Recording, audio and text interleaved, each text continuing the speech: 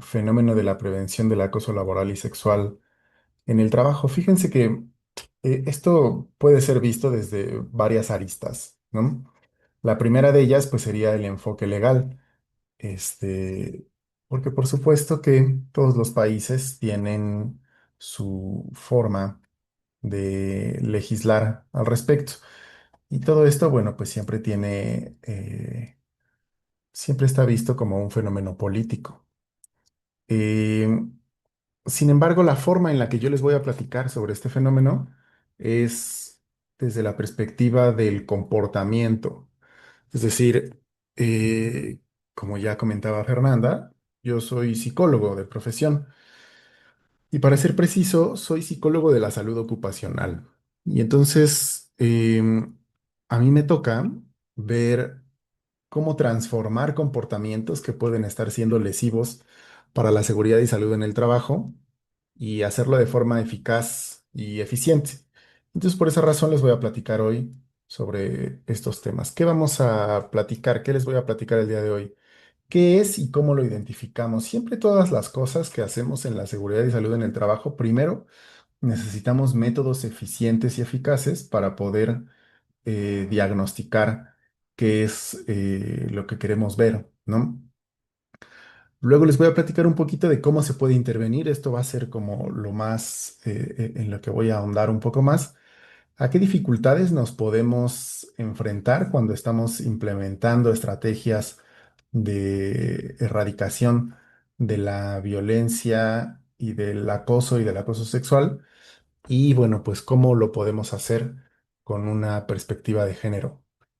Entonces, bueno, pues fíjense que lo primero que quiero platicarles es que mobbing y acoso son sinónimos, ¿de acuerdo?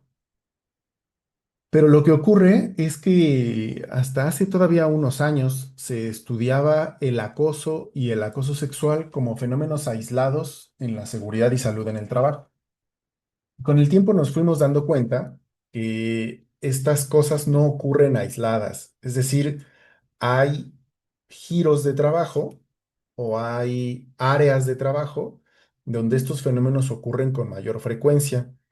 Y la forma de empezarlo a desarrollar y poder encontrar cuál era la razón por la que esto estaba ocurriendo fue porque queríamos saber cómo podemos ser un poco más agresivos para poder disminuir la violencia laboral, es decir, en qué entornos es donde se produce más. Entonces, visto con este mapa que les estoy poniendo aquí, nos ayuda un poco mejor a entender cuáles son los tipos de trabajo que podrían tener mayores prevalencias de acoso y acoso sexual, aunque los datos no nos lo digan. ¿Qué quiero decir con esto? En acoso y acoso sexual tenemos una dificultad, y es que típicamente tenemos que esperar a que alguien denuncie, ya sea la víctima o un testigo. Pero en donde podemos encontrar todos estos otros tipos de fenómeno, lo más probable es que vamos a encontrar también casos de acoso y acoso sexual. ¿Qué significa esto? Tipo uno de violencia laboral es violencia de personas externas que no tienen relación comercial o de usuario con el trabajador afectado, como pueden ser robos, lugares en donde la zona es peligrosa, pues, ¿no? Pero no está asociado directamente con la relación laboral que puede estar teniendo la persona que hace su trabajo ahí, pues, ¿no? El segundo tipo de violencia sería la violencia de personas que están recibiendo un servicio de cliente, paciente o consumidor. Y aquí ya entonces vamos viendo una característica, ¿no? Por ejemplo, en los hospitales o en los servicios del sector salud, las personas que trabajan ahí típicamente tienen que atender a usuarios o pacientes que ya están molestos porque nunca es am, agradable tener un paciente enfermo, ¿no? Eh, y por esta razón, los usuarios o los pacientes pueden llegar a agredir al personal de salud. Y esto, pues, además de que es un problema, genera la sensación en el ámbito de la salud que aprender a manejar estos casos es deseable para poder subir en la jerarquía del sector salud. Y esto, bueno, pues es un problema. Es un problema porque básicamente lo que significa es que las personas que trabajan en el sector salud tienen que aprender a manejar que pues hay violencia ahí, ¿no? Lo mismo puede ocurrir, por ejemplo, con profesores y profesoras que eventualmente tendrán que manejar a un padre o madre que está enojado con algo que haya ocurrido en la escuela. Y bueno, pues esto genera la situación de que este tipo de trabajador necesita aprender a gestionar este tipo de fenómenos, aunque se genera por exposición al trabajo, no es de parte de sus compañeros o jefes. Y entonces, insisto, esto implica que se empieza a normalizar la violencia en el centro de trabajo. Y por último, tenemos el tipo 3, que es la violencia por personas del entorno laboral, ya sean compañeros, jefes o subordinados. Los tipos de violencia que van a existir en los centros de trabajo van a ser de tipo físico. Ese yo creo que no hace falta explicarlos. Todos sabemos que un comportamiento intencional como golpes, patadas, bofetadas son comportamientos físicos de violencia. Pero cuando tenemos violencia psicológica, aprendemos a tolerarlo, ¿ok? Aprendemos a decir, bueno, pues es que aquí es así, o este puesto es así, y no debe de ser así. No debe de ser así para ningún integrante de ningún tipo de trabajo. Entonces, bueno, pues respecto de los tipos de violencia psicológica, vamos a tener abuso verbal, que es un comportamiento humillante que degrada al otro individuo. Mobbing o acoso, que es un comportamiento que es repetido en el tiempo. Y ahorita les voy a dar la clave para poder saber cuándo algo es acoso o no lo es. Acoso sexual, que es un comportamiento de naturaleza sexual no consensuada, no deseado y no bienvenido, que es ofensivo para la persona involucrada y que causa que la persona se sienta amenazada, humillada o avergonzada. Acoso racial, que es una conducta amenazante basada en la raza, el color, la lengua, el origen nacional, la religión, la asociación con una minoría, que no es recíproco o no deseado y que afecta la dignidad de las personas en el trabajo. Y por último, amenazas, es decir, amenazas que no llegan al tipo de violencia física. Y por eso es que me parecía muy relevante poderles plantear que estos dos tipos de fenómeno no ocurren aislados. Si nosotros los estudiamos aislados, va a haber un momento en el que vamos a decir, bueno, pues en este centro de trabajo no tenemos acoso ni acoso sexual, así que deberíamos dejar de prevenirlo porque solo se previene algo que puede ocurrir. Pero no, lo que nosotros tenemos que observar es si en ese centro de trabajo ocurren estos otros tipos de fenómenos para poder saber que potencialmente tenemos algún caso ahí sin identificar. ¿De acuerdo? Esto sería desde la perspectiva de cómo podemos saber cuándo puede haber un caso que no hemos identificado. Ahora vamos a saber cómo sabemos que sí es acoso o que sí es acoso sexual. Y aquí puede ser una redundancia, pero me gusta ocupar esta redundancia con este sí aquí porque nos ayuda a poder pensar en una dificultad que se tiene siempre en todos los centros de trabajo. Y es que nos dicen cuando vamos a cualquier lugar, pero es que si yo pongo una política en mi centro de trabajo de acoso o de acoso sexual, ya todo va a ser acoso y ya todo va a ser acoso sexual. Y entonces por eso sí pienso que es importante que logremos identificar en dónde está la línea, en dónde está la delgada línea de lo que sí es acoso y lo que no es acoso. Va a haber muchas formas en las que podemos identificar este tipo de fenómenos. Uno podría ser a través del uso de cuestionarios validados y estandarizados. Eh, en este caso, la dificultad es que la gente se siente más cómoda denunciándolo por cuestionario que de forma directa. Y entonces ya cuando vas con la persona que te está reportando el caso de acoso, violencia o acoso sexual, ya no lo quieren decir, ¿no? O ya no lo quieren reportar.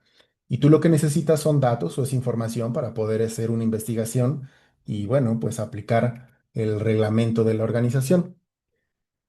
A través de buzones de denuncia es también como podemos encontrar este tipo de casos, pero es importante que tengamos en cuenta cuando implementamos un mecanismo para prevenir casos de violencia laboral o de acoso o acoso sexual, que podemos tener un efecto al que yo le nombro efecto Denny. ¿Qué significa eso? Que nosotros le vamos a empezar a decir a una población que tienen que ser conscientes de que existe el acoso y el acoso sexual. Y entonces nosotros en nuestras métricas, cuando implementamos recién el programa, tenemos que había 5 casos de acoso al año y un caso de acoso sexual. Pero cuando comunicamos a la gente que ahora vamos a empezar a trabajar sobre estos temas, la gente se hace más consciente de que esto existe. Y entonces, a pesar de los esfuerzos que hagamos, en las métricas va a aparecer un incremento del acoso y del acoso sexual. Eh, es importante que cuando aplicamos una estrategia de este tipo, sepamos que esto puede ocurrir. No siempre ocurre, pero es muy común que ocurra. Eh, ¿Por qué? Pues porque puede parecer que nuestra estrategia no está funcionando, pero lo que en realidad está ocurriendo es que ahora tenemos el dato real. Antes la gente no estaba denunciando, antes la gente no estaba reportando, y como ahora los hemos sensibilizado, ahora saben identificar. Entonces, ¿de qué forma podemos saber que un caso de acoso sí es acoso? Bueno, pues el acoso tiene estas 4 características, fíjense. Tiene temporalidad, significa que ocurre en el tiempo. Tiene direccionalidad, significa que ocurre hacia una persona. Esta temporalidad típicamente se establece en términos de que ocurre el comportamiento una vez a la semana durante 6 meses o sus configuraciones. ¿Qué significa eso? Una vez a la semana durante 6 meses, o 2 veces a la semana durante 5 meses, o 3 veces a la semana durante 4 meses, etcétera. Es muy importante decir que estos criterios son de acoso, no de acoso sexual, ¿de acuerdo? Tiene que tener direccionalidad. ¿Qué significa que haya direccionalidad? Que hay centros de trabajo en los que la gente decide y de forma voluntaria y por consenso se hablan, por ejemplo, con groserías, ¿no? Y entonces, bueno, pues si en una población tenemos la condición de que se hablan así, que nosotros querramos llegar a decir a partir de mañana ya no se hablan groserías, lo que va a generar es una resistencia de parte de la población. Eh, para que el acoso entonces sea acoso, tendría que ser algo que no ocurre de forma consensuada entre la población, ¿ok? Puede ser que mi población de trabajadores, sobre todo, bueno, pues aquí en México,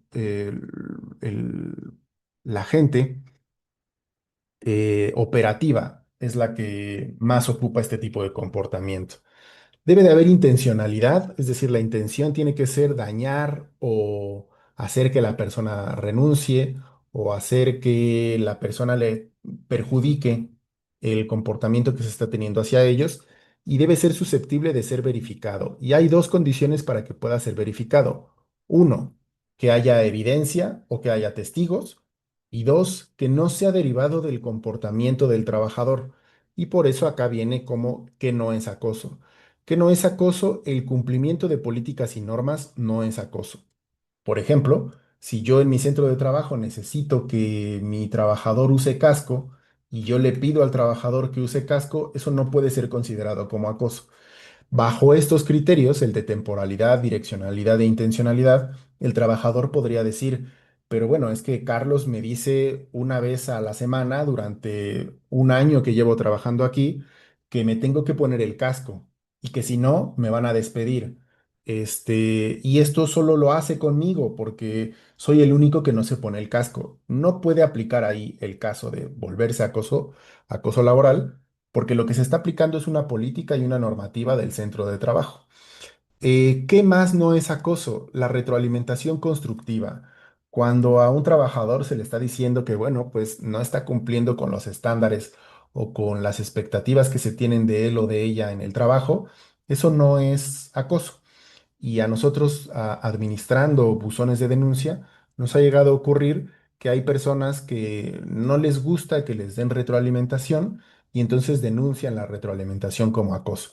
Es importante siempre en las charlas que tengamos con nuestros equipos de trabajo aclarar que esta parte de aquí no es acoso siempre que sea de forma respetuosa, ¿no? Solicitudes de trabajo. Oye, pues es que Carlos siempre me dice que tengo que trabajar más o que tengo que trabajar más rápido o que pues estaba yo aquí descansando y de repente llegó Carlos y me pidió que me tenía que poner a trabajar. Eso no es acoso laboral. Aumentos de la carga de trabajo para todo el equipo.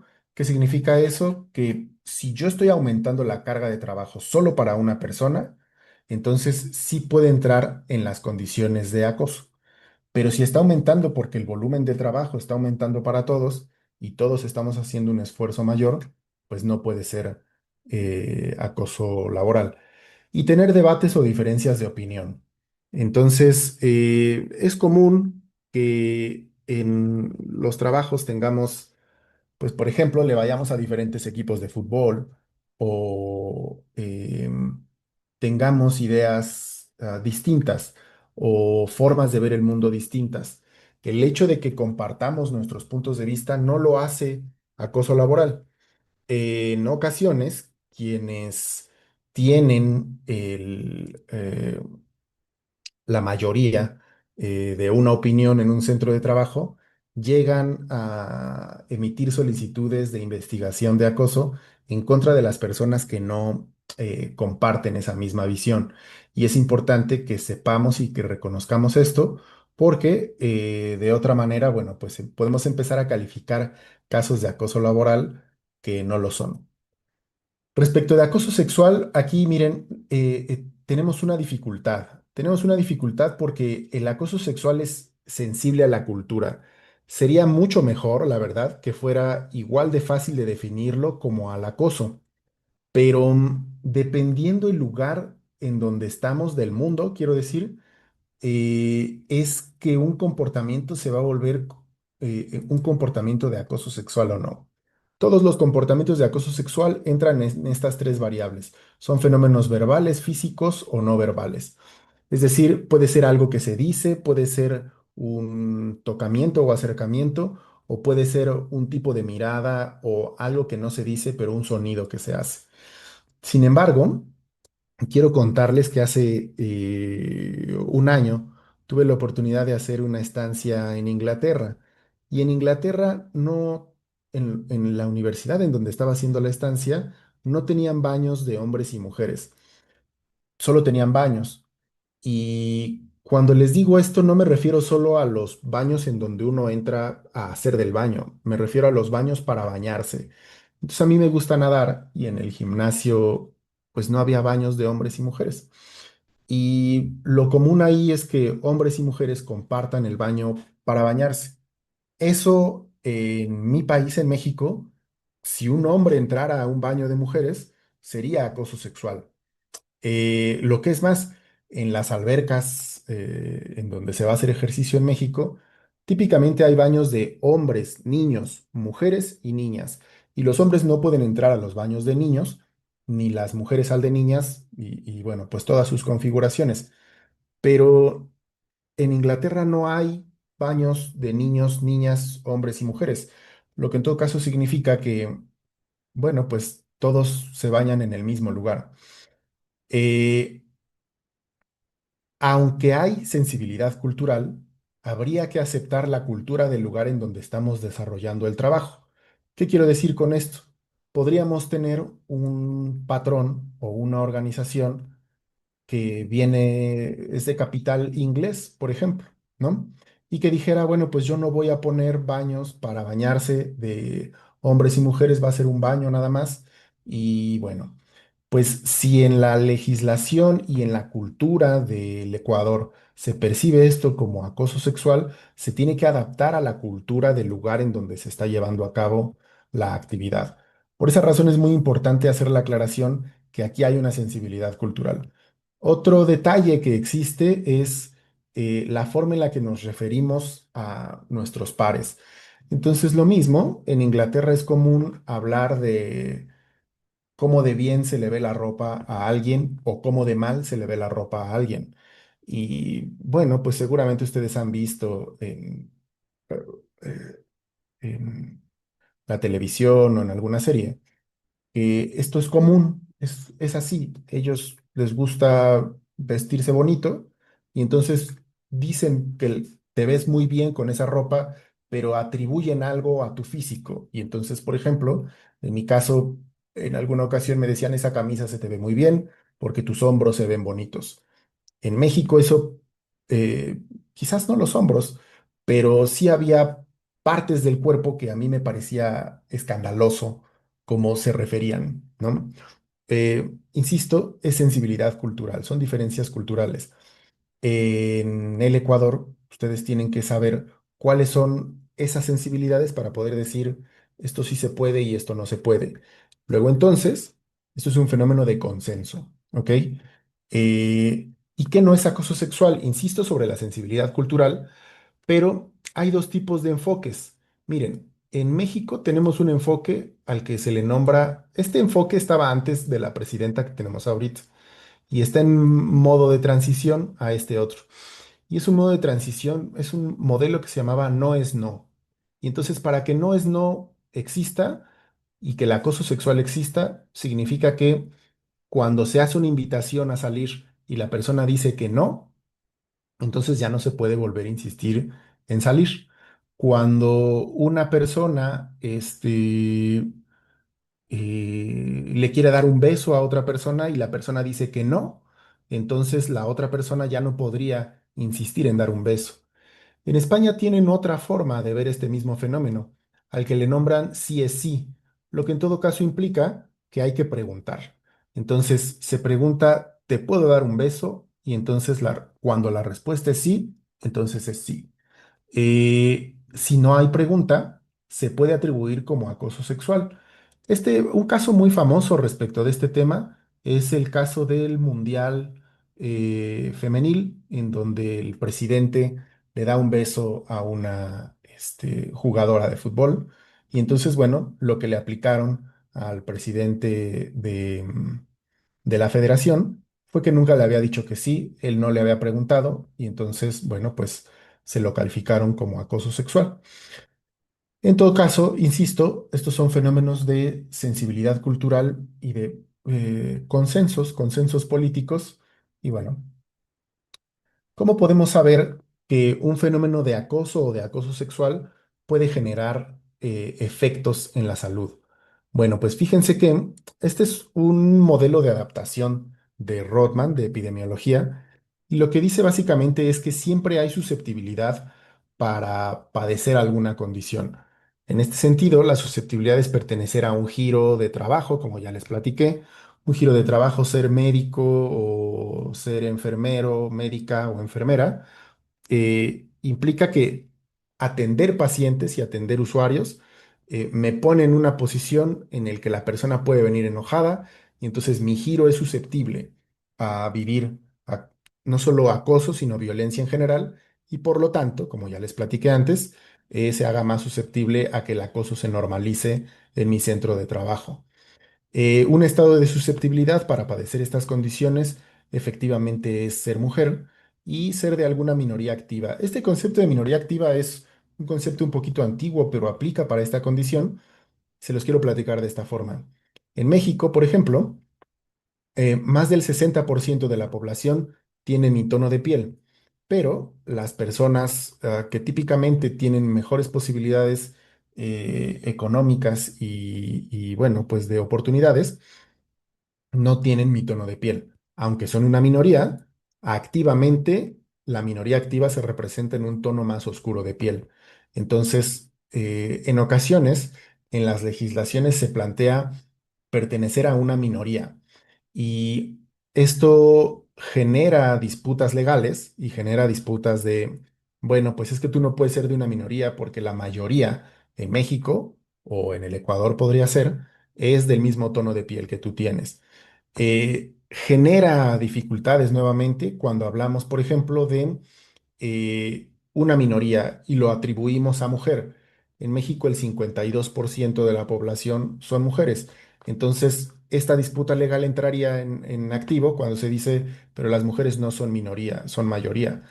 Entonces, bueno, una forma de resolver esto en algún reglamento de trabajo o en alguna política sería ponerle el apellido de minoría activa. Es decir, que aunque puede ser una mayoría, es una minoría que no tiene o que no ostenta el poder, o que, pues sí, esto. Entonces, bueno, pues cuando ocurre la exposición al acoso, empieza un fenómeno al que le conocemos como estrés, ¿no? Y a esto le vamos a nombrar enfermedad subclínica, en donde aparecen un número de síntomas. ¿Cuáles son esos síntomas? Pues dolor de cabeza, dolor de estómago, eh, dificultades para respirar. Y bueno, seguramente todas y todos podemos poner un ejemplo en los comentarios del video de cuáles son síntomas de estrés que nosotros identificamos. Eh, la dificultad es que el estrés por sí mismo no es una enfermedad. Y precisamente por esta razón es por lo que la violencia, el acoso y el acoso sexual deben ser observados como un fenómeno de seguridad y salud en el trabajo, porque van a generar efectos en la salud. No solo van a generar efectos en el tejido social y no solo van a generar efectos en la productividad, sino que la salud de las personas se va a ver involucrada. Y una de las principales razones por las que trabajamos mucho sobre el acoso y el acoso sexual es que mucha gente interpreta que no, la gente no se va a morir de eso. Pues déjenme regresarlos a la realidad y déjenme decirles que sí, la gente sí se muere por acoso. Se muere por un efecto del acoso, no se muere por el acoso per se, pero puede generar muerte, puede generar efectos a la salud que producen la muerte o puede generar el efecto directo del suicidio. Entonces, por esta razón, se atiende de esta forma, desde la perspectiva de la seguridad y de la salud en el trabajo, y no como un fenómeno penal, aunque también se puede establecer como fenómeno penal. Eh, bueno, pues en todo caso, encontramos nosotros a la persona cuando no tenemos sistemas sólidos de denuncia, de casos, de quejas, de cuestionarios, aquí.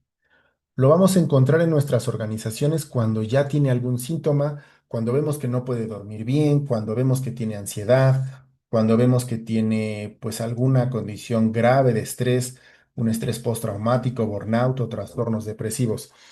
Y es ahí en donde nosotros, si no tenemos un sistema adecuado, lo vamos a encontrar. Y por eso es importante establecer criterios para poderlos encontrar desde aquí. Es decir, encontrar que cuando tengamos una denuncia de alguna minoría o de alguna mujer, le pongamos una atención inmediata. Mi sugerencia es que a mí me gusta mucho atender este tipo de casos porque las personas siempre quedan muy agradecidas de poderle dar voz a su situación, pero es deseable siempre en nuestro mecanismo de denuncias tener representación de hombres y mujeres.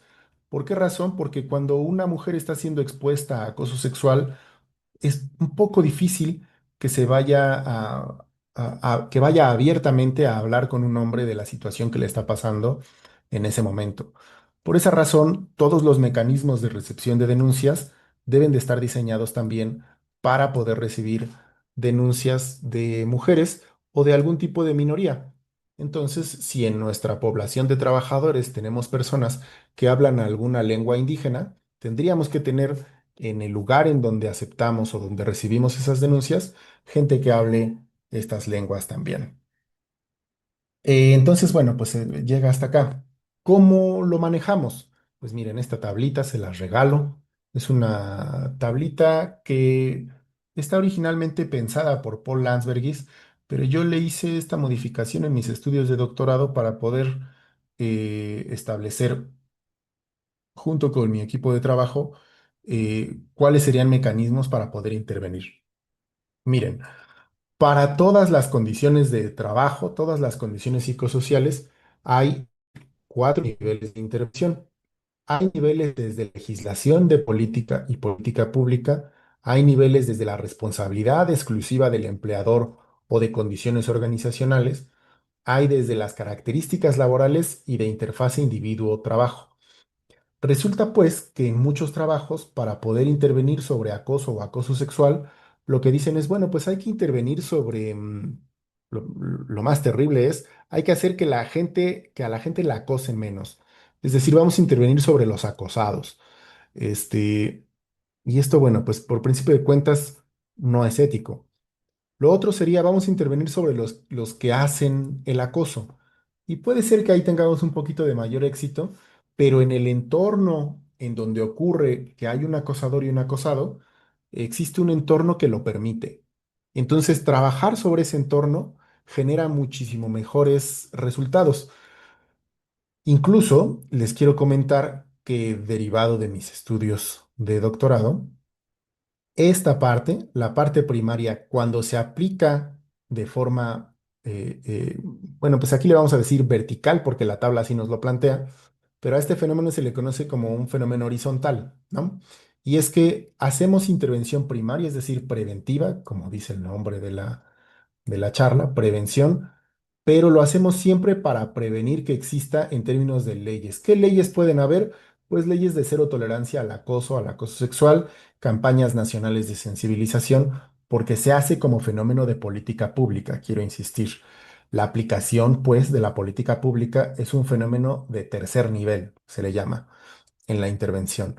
En términos del empleador, bueno, pues tener políticas internas de cero tolerancia, códigos de ética y pláticas de sensibilización por sector. Y aquí es muy importante por sector porque si nosotros tenemos una plática estandarizada para un sector de servicios, puede ser que mi plática de sensibilización no aplique de la misma forma para el campo y no aplique de la misma forma para la minería. Por esta razón, las organizaciones de empleadores, es muy importante que se pongan de acuerdo para poder tener pláticas de sensibilización de este tipo, que se nutran unos a otros para decir, mira, en mi centro de trabajo yo he tenido casos de este tipo y la forma en la que los hemos manejado ha sido así, pero en este sentido desde la visión del empleador.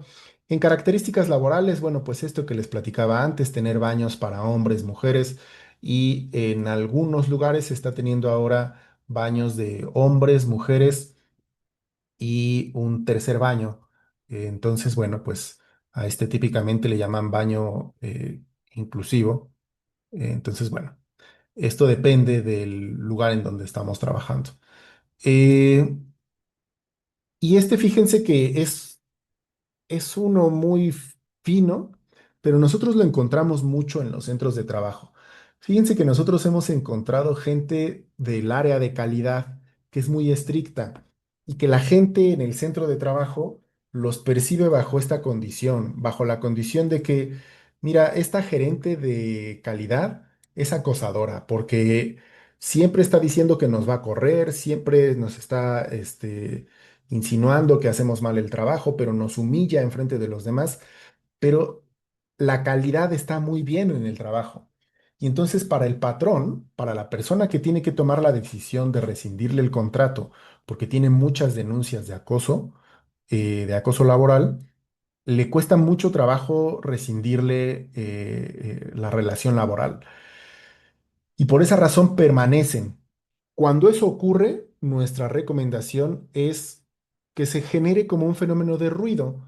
Cuando hay ruido en un centro de trabajo, lo mejor sería quitar el ruido. Si no hay forma de quitar el ruido, bueno, pues ponerle silenciadores. Si no hay forma de ponerle silenciadores, pues aislar el ruido. Es decir, ponerlo en un lugar en donde va a generar un efecto menor hacia la población. Y esta sería una condición de característica laboral o grupal. Y en la interfaz individual, pues capacitaciones en habilidades como asertividad y comunicación. ¿Por qué razón? Pues porque muchas veces, hace poco, de hecho, recibimos una denuncia de una trabajadora que argumentaba que eh, una líder de su centro de trabajo era muy grosera y no le gustaba cómo la trataba.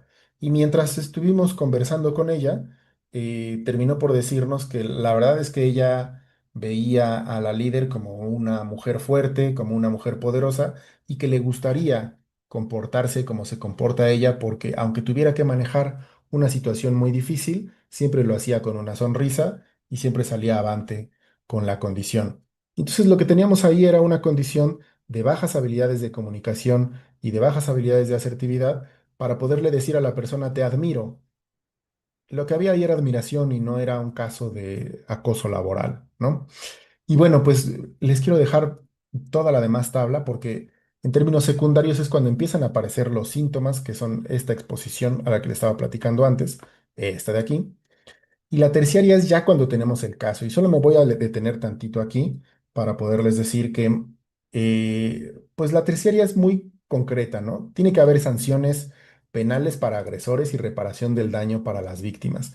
Y aquí es en donde a veces tenemos un fallo, eh, no solo en la legislación, sino quiero insistir sobre la aplicación de la política pública o la aplicación de la ley, porque a veces sí se hace un planteamiento de hay que sacar a esta persona que ha estado acosando o que ha estado acosando sexualmente, ha estado acosando laboralmente o acosando sexualmente de nuestra organización, pero no hacemos una reparación del daño para la víctima. Y entonces ahí, bueno, pues no estamos cumpliendo con el escenario completo de que para que exista un caso de acoso sexual o acoso laboral, siempre hay una víctima y no estamos poniendo a la víctima en el centro. Siempre hay que establecer un criterio de reparación para las víctimas. En el ámbito de la organización, bueno, pues sanciones laborales para para el agresor y atención psicológica y legal para las víctimas y comunicación interna de medidas tomadas. Entonces, fíjense que aquí podríamos decir que solo con la intervención primaria podríamos tener muy buenos efectos. Típicamente sí, pero resulta que si nosotros no implementamos las medidas secundarias y terciarias, por mucho que prevengamos, siempre va a salir un caso. Y si cuando ocurre ese caso no tenemos forma de responder, la gente, por mucho que la sensibilicemos, por mucho que les digamos, bueno, el tipo de comportamiento que deseamos de ustedes en esta organización es este y este y este, cuando ocurre un caso no pasa nada, eventualmente la gente va a dejar de confiar en nosotros. ¿Ok? Por esta razón, quiero insistir, el que tiene más efecto en los centros de trabajo es este, el primario. Yo recomiendo que primero tengamos una estrategia primaria, pero a la par tengamos ya preparada una estrategia terciaria. Si me llega a salir un caso, tengo que saber qué hacer con él en todo este tipo de niveles, ¿ok? Y para las víctimas, quiero insistir, seguimiento psicológico. O para el caso que les platicaba aquí de la trabajadora que lo que era es que admiraba mucho a su líder, bueno, pues igual le ofrecimos seguimiento psicológico y llegó a esta misma conclusión. ¿Cuáles son los retos a los que nos podemos enfrentar cuando implementamos estas medidas? Bueno, pues la primera es que vaya a haber resistencia de los grupos que se beneficiaban antes, eh, que haya resistencia de los grupos que aspiraban a beneficiarse y que haya una aceptación de la nueva realidad entre las víctimas o un fenómeno al que se le conoce como puntuación de la secuencia de los hechos. Primero quiero hablarles de este de arriba y esto es típico en los hospitales y en los hospitales la gente que ya llegó a la jerarquía más alta, es normal que, bueno, pues argumenten, yo llegué aquí después de 20 años de haber sido la víctima de acoso y de acoso sexual y me aguanté y llegué hasta este lugar, así que todos deberían de aguantarse.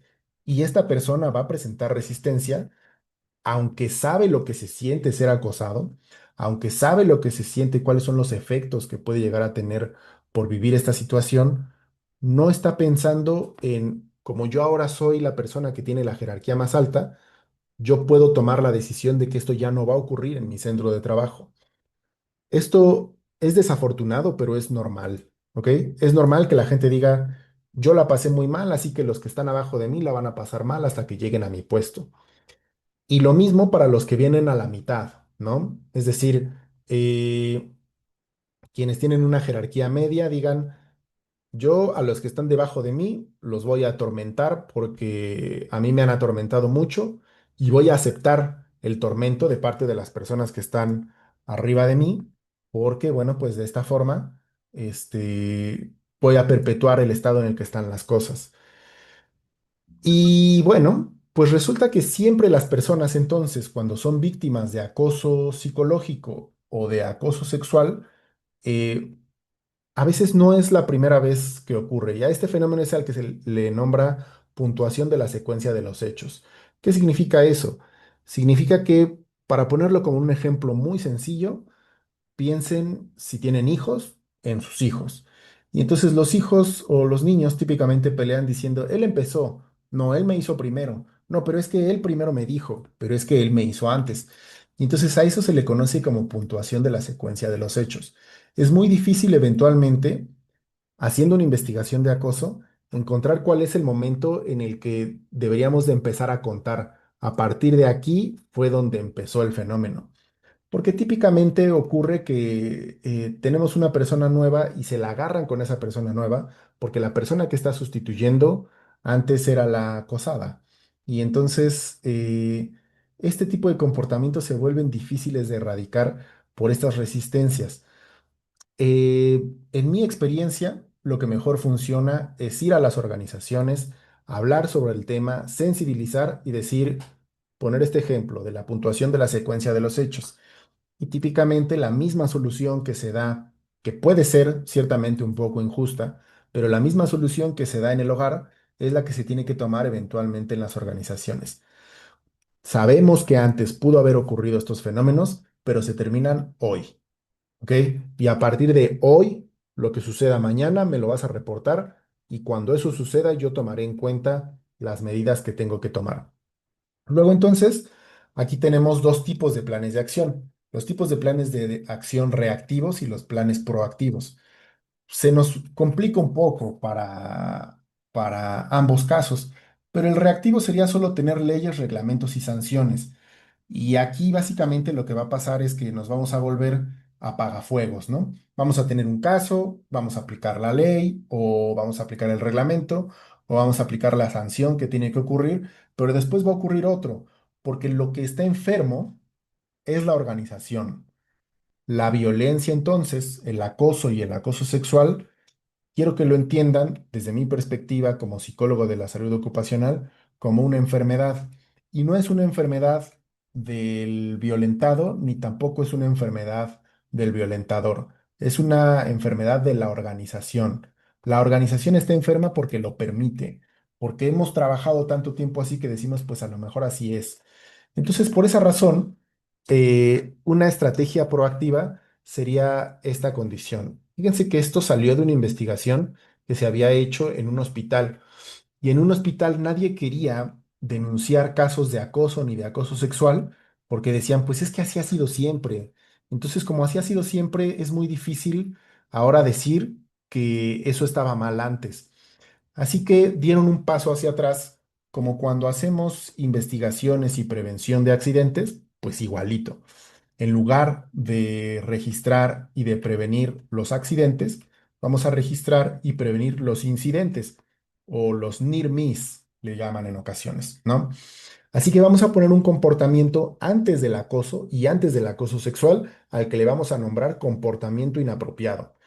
Y poniendo este comportamiento inapropiado, se abre la ventana para que se empiecen a hacer denuncias, se abre la ventana para que se empiecen a ocupar las estrategias de reporte. Y eventualmente, no pasa de forma inmediata, empezamos a poder mejorar las condiciones de la organización. Algo como lo que estamos haciendo ahorita, sensibilización, sensibilización y sensibilización de la población, hablar de las condiciones de consentimiento y de las relaciones de poder. Y en esto particularmente me quiero parar en términos de el acoso sexual. Fíjense que, bueno, antes voy a tener que pasar a esta. Pero miren, en términos del consentimiento sexual, acoso sexual dijimos entonces que son todos esos comportamientos que son no consensuados. Y la verdad es que yo pienso que el sí es sí funciona mejor, pero si la población no está ya no tiene el consenso del no es no, es difícil implementar el sí es sí. Pero este fenómeno del consentimiento sexual ocurrió en mi país, en México, en 2021. No tiene tanto que cambió. Y antes, esto salió por el consentimiento sexual por edad. Entonces, el consentimiento sexual en México estaba planteado antes a los 14 años. Con esta modificación a la ley se hizo una modificación para que sea a los 16 y que la persona a la que se le da el consentimiento no tenga una edad mayor a 2 o 3 años. Pero aunado a esto, se planteó la posibilidad de no puede existir consentimiento sexual cuando es forzado por el puesto de trabajo. Y entonces a esto se le agregó, no hay consentimiento sexual entre un profesor y sus estudiantes. No hay consentimiento sexual entre un jefe directo y su trabajador directo. No hay consentimiento sexual entre una persona que tiene una capacidad económica y ocupa esa capacidad económica para ejercer ese consentimiento sexual. Y la verdad es que me parece una política muy innovadora porque le brinda justicia a las víctimas de acoso sexual. En muchas ocasiones nos vamos a encontrar con casos de, ¿y por qué no denunciaban antes, no? O sea, ¿por qué antes no lo decían? Pues precisamente por esta razón, porque había una percepción de yo no puedo denunciar a mi profesor. Si denuncio a mi profesor me va a bajar la calificación. Y no es que quiera o no quiera, sino que estoy obligado porque, o obligada porque tengo esta condición y si no voy a reprobar. Entonces, bueno, esto es respecto del consentimiento. Hablar de consentimiento en los centros de trabajo nos ayuda a erradicar estas condiciones, estas percepciones de las personas que se beneficiaban antes de que las cosas estuvieran así. Típicamente éramos los hombres. Los hombres nos beneficiábamos de, mira, pues ahora resulta que desde que me volví jefe o desde que me volví profesor, me resulta mucho más fácil ligar, o me resulta más fácil tener novias y era algo por lo que se beneficiaban y nos beneficiábamos muchos hombres y tenemos que ser conscientes de que esto, por supuesto que se va a erradicar a través de denuncias, pero también a través del cambio en el pensamiento de qué es el consentimiento o qué sí es poder establecer una relación sexual de pareja o romántica. Y bueno, ¿por qué las personas acosadoras justifican su comportamiento? Bueno, pues el primero puede ser porque hubo abuso en la infancia. Y entonces, como hubo abuso en la infancia, dicen, pues es que yo solo conozco este mundo, yo solo conozco que el mundo puede ser así. Pero fíjense que el más difícil, o sea, el que tiene la mayor prevalencia para que la gente no quiera cambiar su comportamiento es para personas que padecen o ejercen violencia intrafamiliar. Y una de las dificultades que tenemos es que cuando hablamos desde la perspectiva, por ejemplo, del Ministerio de Trabajo, el Ministerio de Trabajo difícilmente se puede meter hasta las casas de las personas para decir, a ver, señor o señora, usted aquí está ejerciendo o padeciendo violencia intrafamiliar.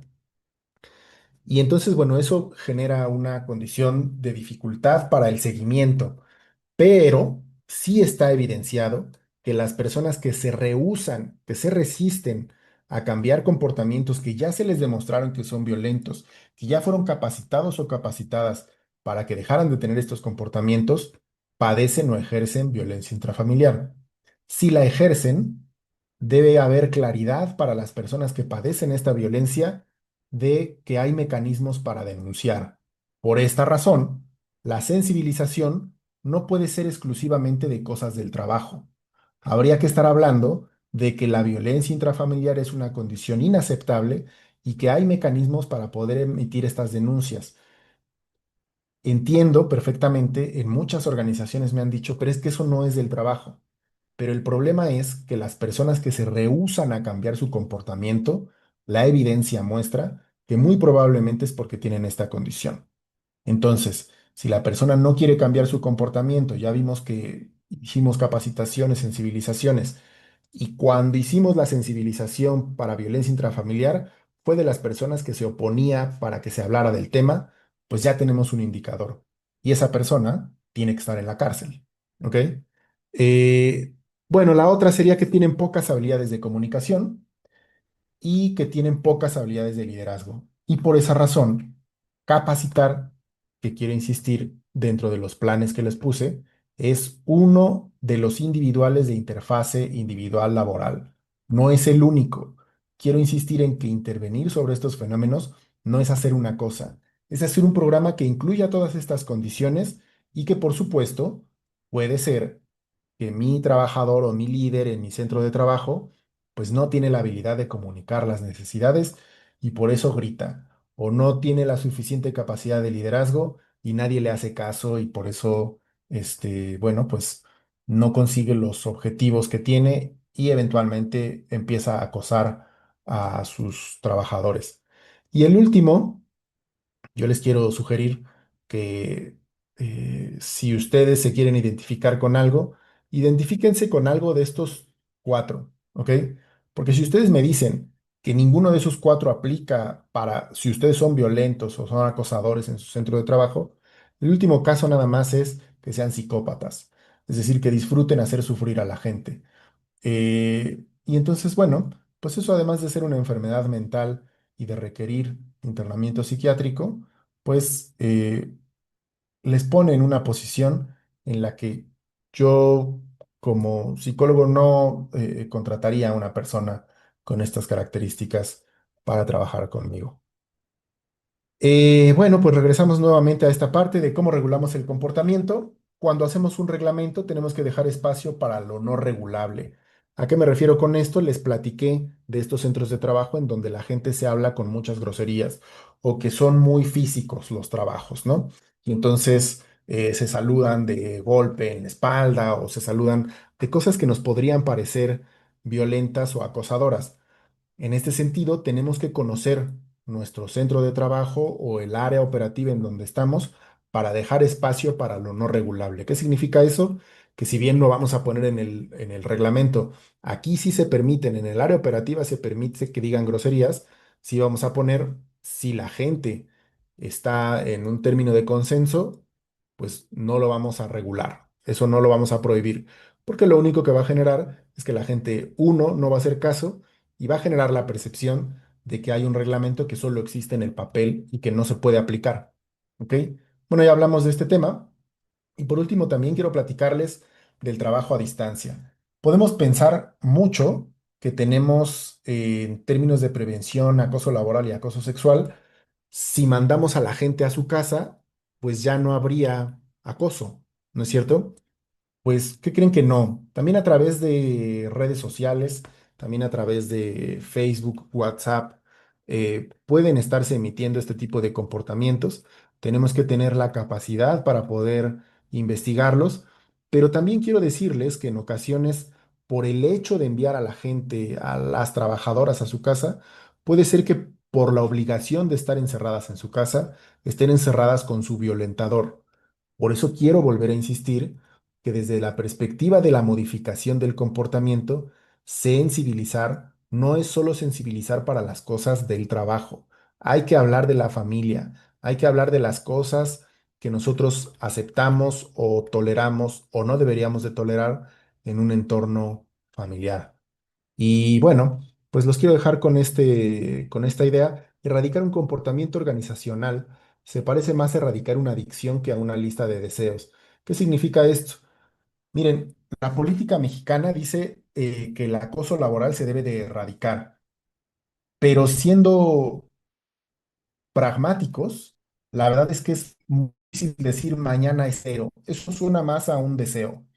Y por supuesto que la ley no puede decir, vamos a aceptar poquito, pero eh, como nosotros somos los que ponemos las manos y nosotros somos los que ponemos la voz, necesitamos entender que va a ir bajando paulatinamente. Y además, como cualquier adicción, lo primero es reconocerla. Por esa razón les dejo esta imagen de, hay muchos centros de trabajo en donde dicen, no, no, no, no, no, aquí el acoso y el acoso sexual no existe. El único lugar, quiero decirles desafortunadamente, en donde no existe este fenómeno es en Marte. Y la razón por la que no existe ahí es seres humanos. En donde hay seres humanos, hay violencia laboral, hay acoso laboral y desafortunadamente en magnitudes menores o mayores, dependiendo de la ciudad, hay actual. La única forma de resolverlo es poniendo las manos en ello. Entonces, bueno, hasta aquí mi participación.